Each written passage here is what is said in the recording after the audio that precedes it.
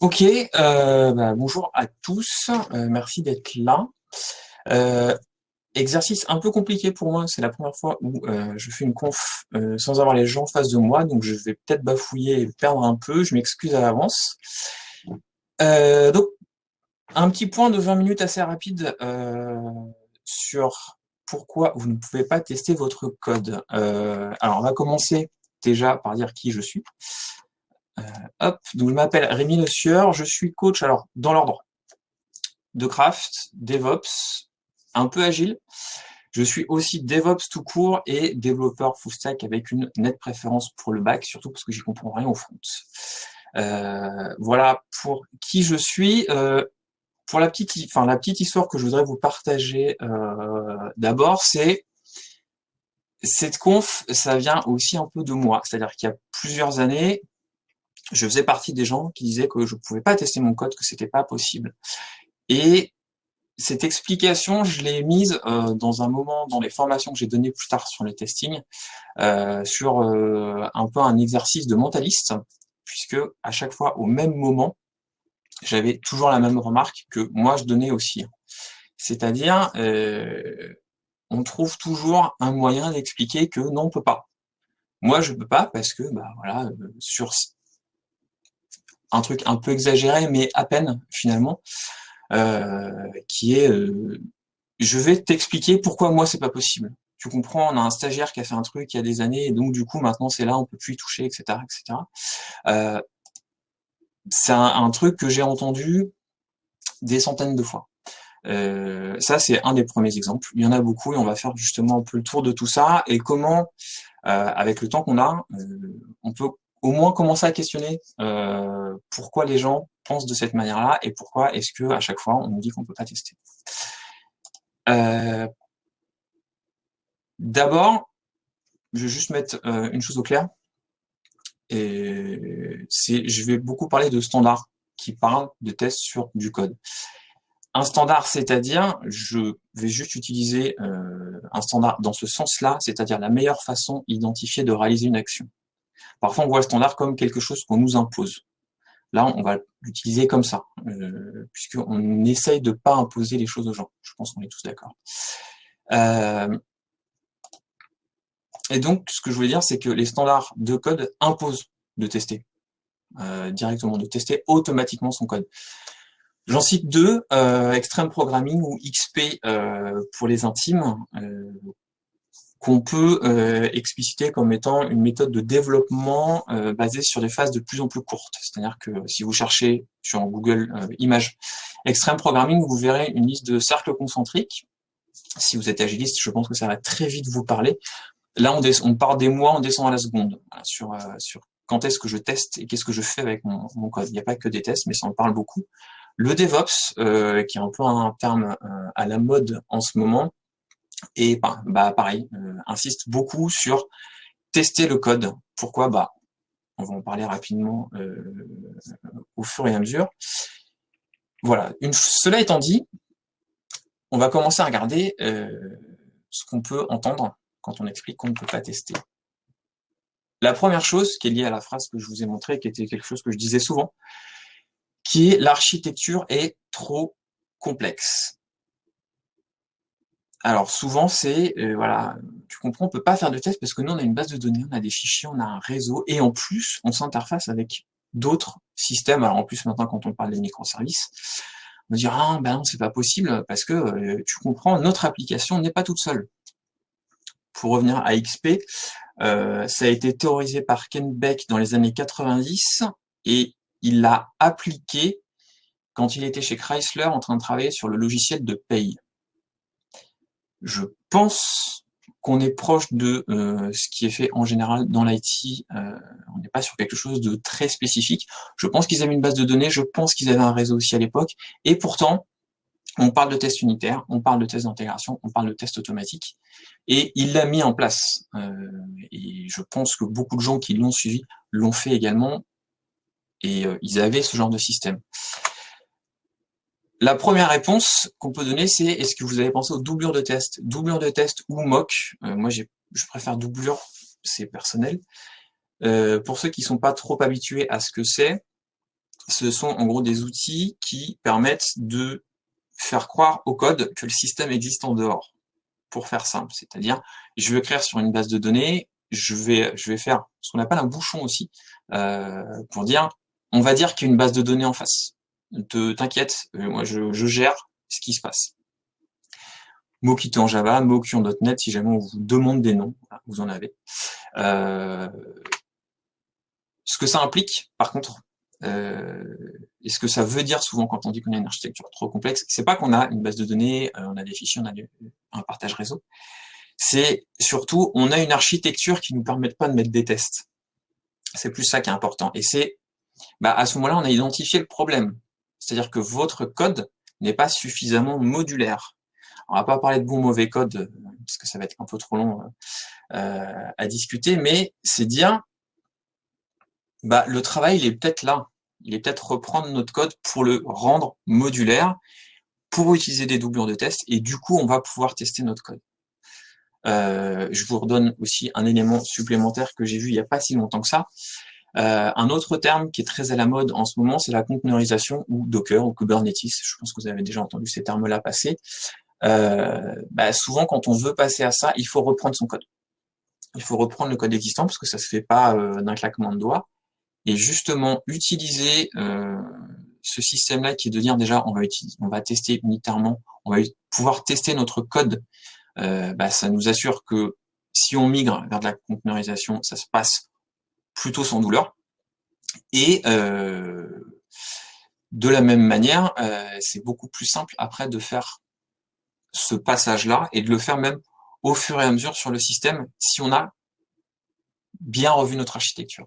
Je vais pas rentrer dans les détails, j'en ai déjà beaucoup parlé, mais c'est un de mes chevaux de bataille, donc si jamais ça vous intéresse, on peut en parler un petit peu plus tard. Deuxième chose que j'ai entendu souvent, là c'est un peu en ordre de bonne foi, on va dire, de bonne foi, de mauvaise foi. C'est trop de boulot, ça coûte trop cher, on n'a pas le temps. Ce que j'ai entendu, c'est surtout ça.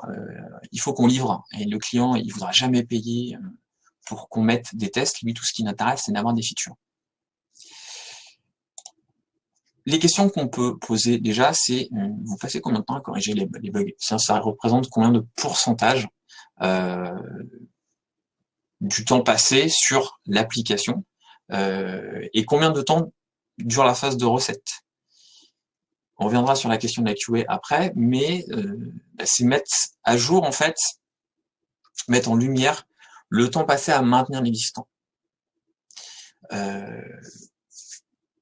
On est justement entre agilistes, ce qui est important, on parle beaucoup de transparence, c'est exactement ça.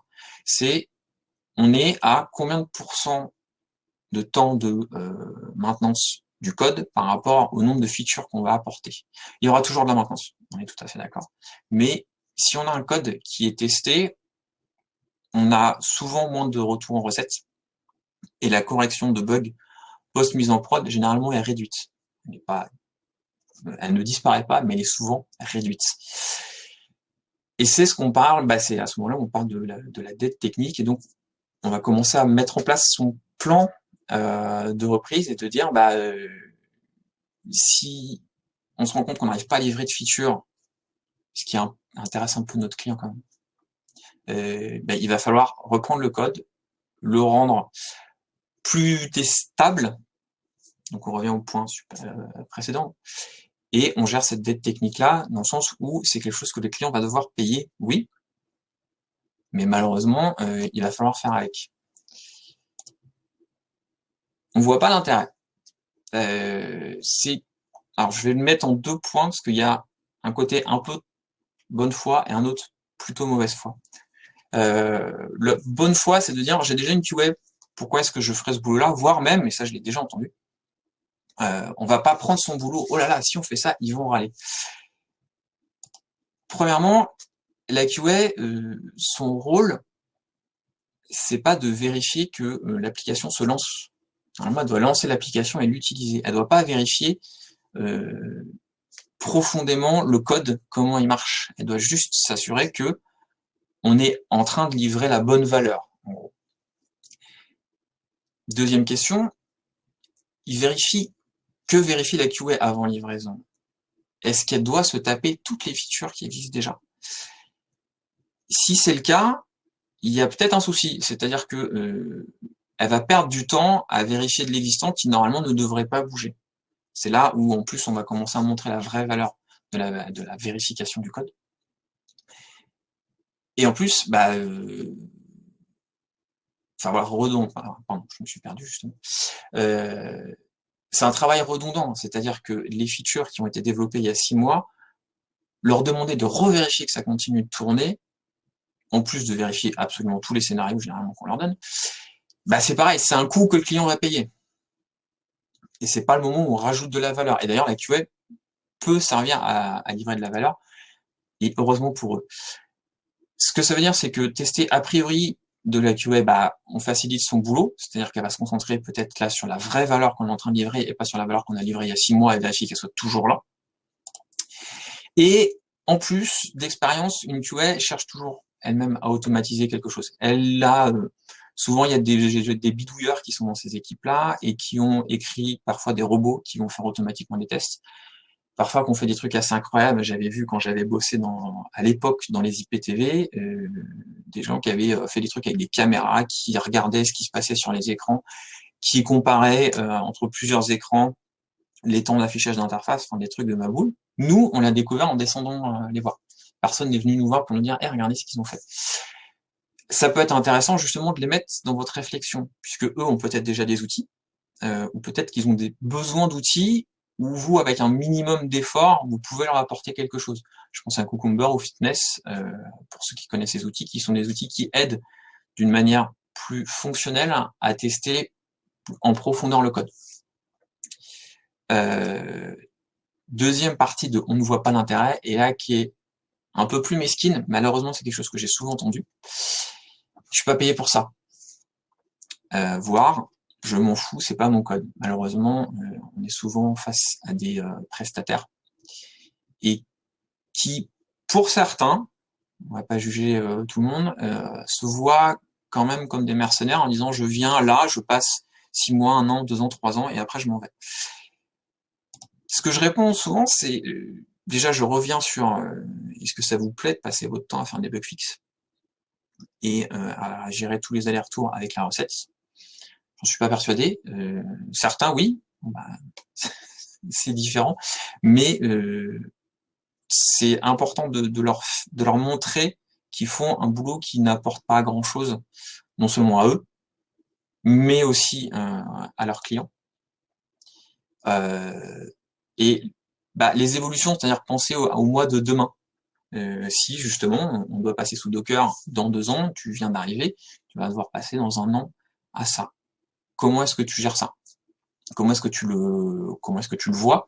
Est-ce que tu es prêt à te retaper tous les trucs, enfin toutes les parties de code qui ne sont pas testables, qui n'ont pas la bonne architecture, et donc il va falloir tout retaper, tout tester à la main finalement. Et à chaque fois qu'on va faire une livraison, il va falloir tout retester à la main, parce que c'est quelque chose que tu veux faire ou que vous voulez faire. Généralement, ils vont vous dire non. Et du coup, comment on fait pour les amener à voir un intérêt et surtout leur donner un cadre, parce que souvent aussi on en manque de cadre. Parfois l'équipe a déjà certains cadres définis, certains frameworks, certains vont vous dire on fait du DevOps, on fait de l'XP. Du coup on regarde dedans et on regarde ce qu'il existe comme règles de codage. C'est-à-dire qu'on n'est pas payé pour tester, non, mais quand vous êtes arrivé dans l'équipe, il y avait déjà un cadre qui était défini. On va se baser sur ce cadre existant et on va regarder ce qu'on dit sur les tests. S'il n'y en a pas, j'ai jamais vraiment vu ça, mais si jamais on vous dit nous on n'en a pas, ce serait peut-être intéressant, ne serait-ce que d'avoir des règles de codage qui existent déjà. Souvent il y a au moins ça et ça parle de tests. C'est plutôt, j'ai pas vu d'équipe qui n'avait pas de normes de test, en tout cas sur les 10 dernières années. Ou parfois on vous dit oui mais nous on fait, alors je parle de commande, de Scrum, on rentre pas dans le technique. Il faut peut-être justement redescendre à ce niveau-là et dire il faut peut-être mettre en place de regarder ce que font les XP ou ce que font peut-être d'autres équipes à l'intérieur de l'organisation et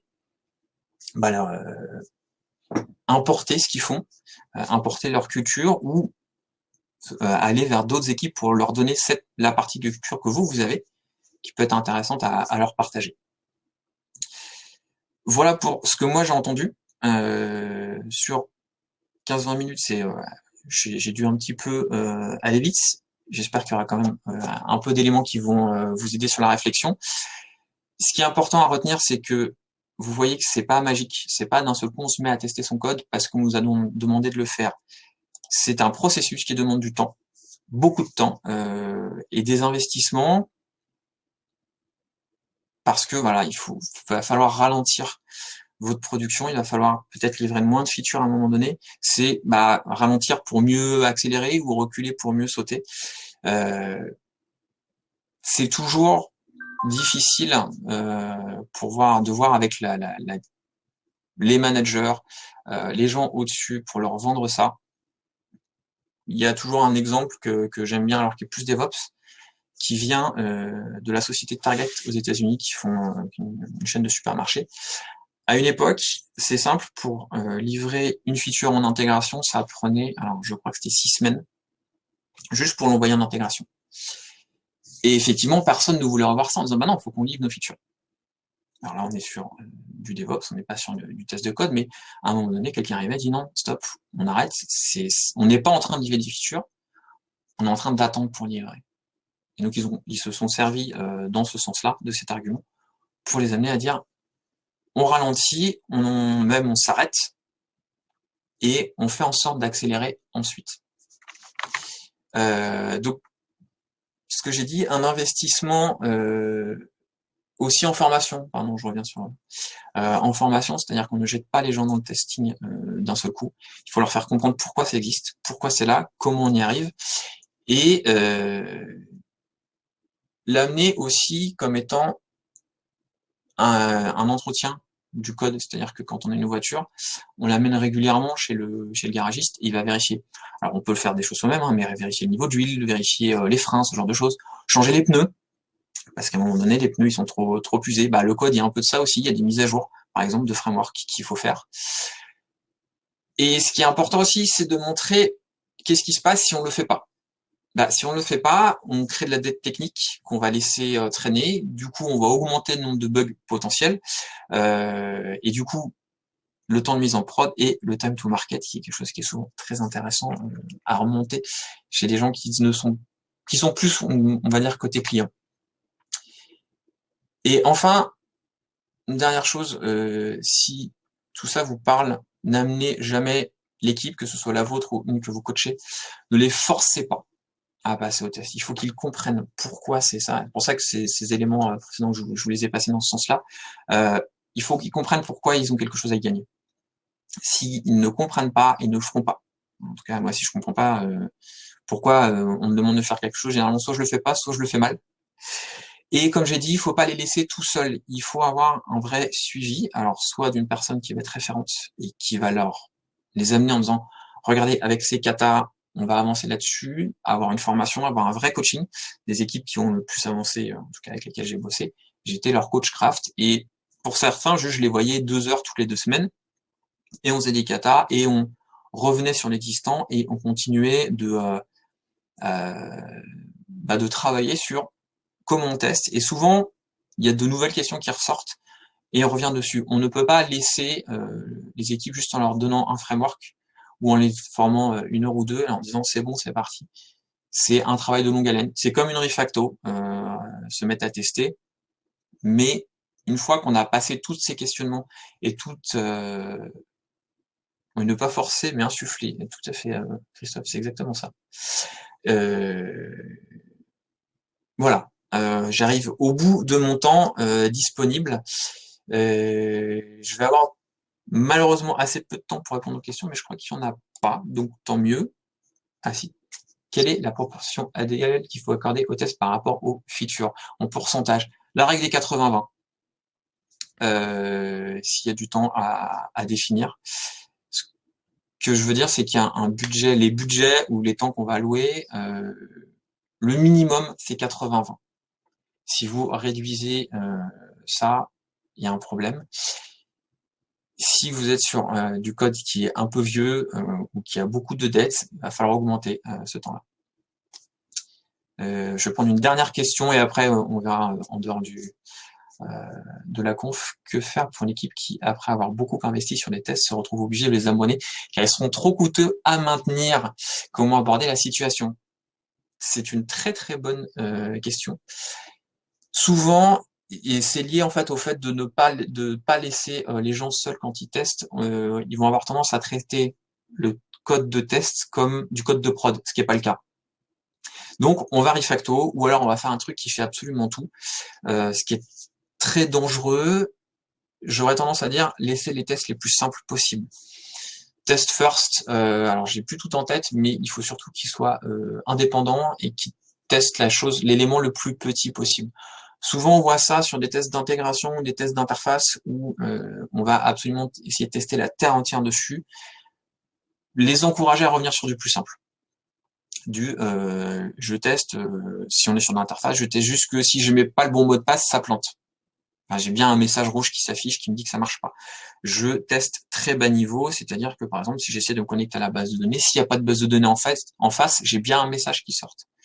Voilà, c'est vraiment descendre les niveaux de test et s'assurer qu'on est sur je teste le plus petit élément au départ et après je monte. Mais j'essaie surtout pas de tester plusieurs choses en même temps. Voilà, j'espère que j'ai répondu pas trop mal à ta question. Et sinon, bah voilà, il n'y a pas de problème, vous pouvez venir m'en parler. Je suis intarissable sur le sujet.